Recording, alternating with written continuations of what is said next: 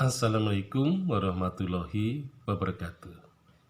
Nah, kita akan membahas mengenai arsip-arsip yang bersifat pribadi. Nah, arsip yang pertama adalah surat-surat pribadi.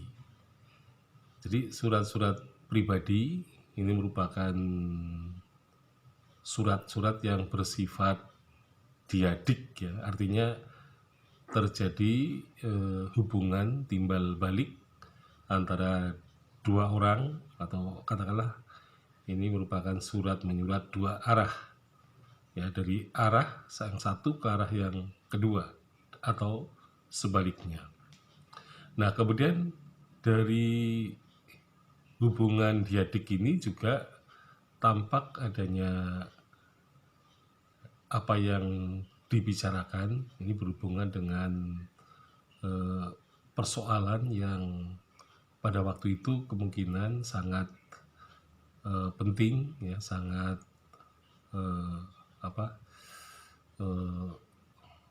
relevan, ya, terutama dengan situasi dan kondisi atau periodisasi dari kehidupan manusia. Nah, kemudian yang ketiga, surat-surat itu juga mencerminkan adanya adat istiadat, gitu ya, katakanlah tata susila dalam menggunakan bahasa sebagai alat komunikasi. Nah, contoh surat-surat pribadi misalnya kita temukan dalam sejarah adalah surat kumpulan dari Raden Ajeng Kartini yang kemudian saling bersurat-suratan dengan Nyonya Abendanon. Jadi surat dari dua arah ini kemudian dikumpulkan menjadi suatu terbitan yang sangat legendaris, ya, yaitu Habis Gelap Terbitlah Terang. Jadi di situ memang terdapat surat-surat kumpulan dari dua pihak yang menunjukkan bahwa Kartini sebenarnya mempunyai pemikiran yang luas, ya, mengenai kehidupan bangsanya yang dalam kondisi terjajah, gitu. Jadi kesempatan dalam hal pendidikan ini juga sangat penting, ya, karena pendidikan ini akan mengubah perilaku manusia dan juga mengubah cara berpikir, sehingga juga akan mengubah tindakan manusia dalam kehidupannya itu. Jadi pada dasarnya surat menyurat itu memang ada fakta-fakta yang berkaitan terutama dengan pemikiran, dengan mentalitas, juga dengan karakter manusianya.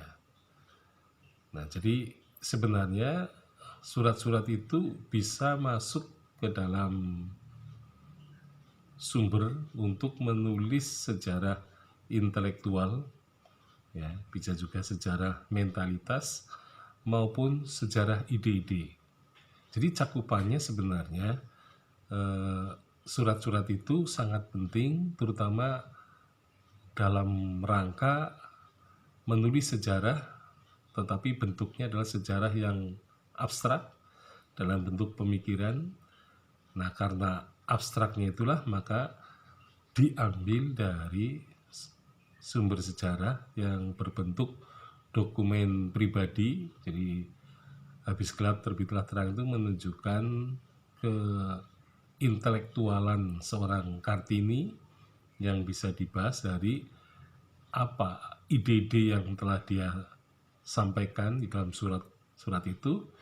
Nah, sehingga ide-ide itu bisa menjadi kajian, terutama untuk memperlihatkan pada periodenya dalam masa hidup Kartini itu dia sudah mempunyai tingkatan berpikir sampai di mana.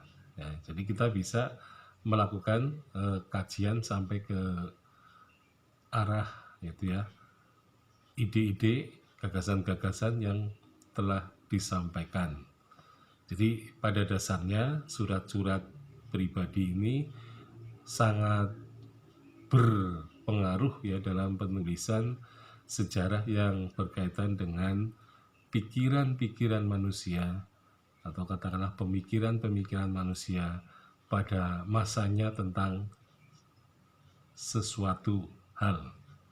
Ya, sekian. Assalamualaikum warahmatullahi wabarakatuh.